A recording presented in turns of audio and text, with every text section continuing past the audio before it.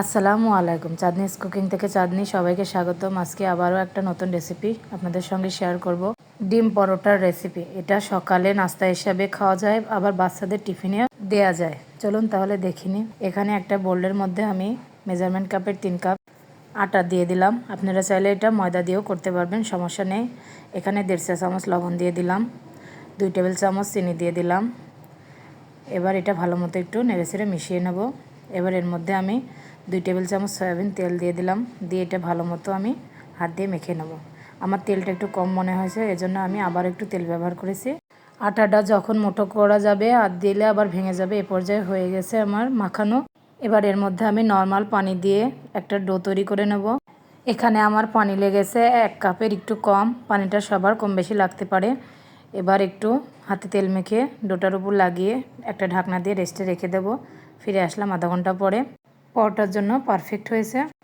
এবার একটা ডিমের মিশ্রণ করে নেব। এর জন্য আমি একটা পেঁয়াজ মিহি কুচি করে নিয়েছি, 2টা কাঁচামরিচ কুচি করে নিয়েছি, একটা টমেটো কুচি করে দিয়েছি, কিছুটা ধনেপাতা, হাফ চা চামচ গোলমরিচের গুঁড়া, হাফ চা চামচ লবণ, 1 টেবিল চামচ চিনি। এখন 2টা ডিম দিয়ে দিলাম। দিয়ে এটা ভালো মতো নেড়েচেড়ে একটু মিশ্রণটা মিশিয়ে নেব। এটা এক সাইডে এবার রেখে দেব। এবার যে আটার ডোটা রেখেছিলাম সেটা একটু মথে নিয়ে আমি পিস করে নিয়েছি। এবার একটু সামান্য তেল আমি লাগিয়ে নিলাম। এবার আমি ডোটা দিয়ে হাত দিয়ে একটু চেপে চেপে লম্বা করে শেপ দিয়ে নেব। এবার উপরে আবারও আমি তেল ব্রাশ করে দেব। এবার আমি আবারও ময়দা লাগিয়ে নেব। এবার আমি রাউন্ড করে ফোল্ড করে নেব। আমি একটু হোটেলের পরোটার স্টাইলে শেপটা দিব, একটু দেখে বুঝে নেবেন। এবার হাত দিয়ে একটু চেপে চেপে রেখে দেবো। আমি আর সুবিধার জন্য আরেকটা দেখিয়ে দিচ্ছি, সেম একই প্রসেসে। সাধারণত হোটেলে এই শেপ দিয়েই পরোটা তৈরি করে।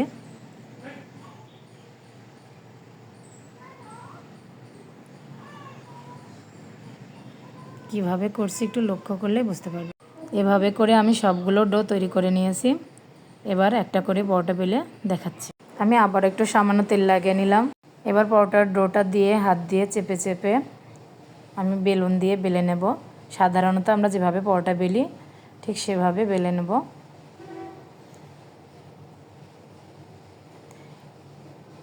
এরই মাঝে আমি কড়াইতে একটা ফ্রাই প্যান গরম করে নিয়েছি। পরোটাটা আমি ফ্রাই প্যানের উপর দিয়ে হালকা এপিট ওপিট করে সেঁকে নেব। এবার আমি তেল দিয়ে পরোটাটা ভালোভাবে ভেজে নেব।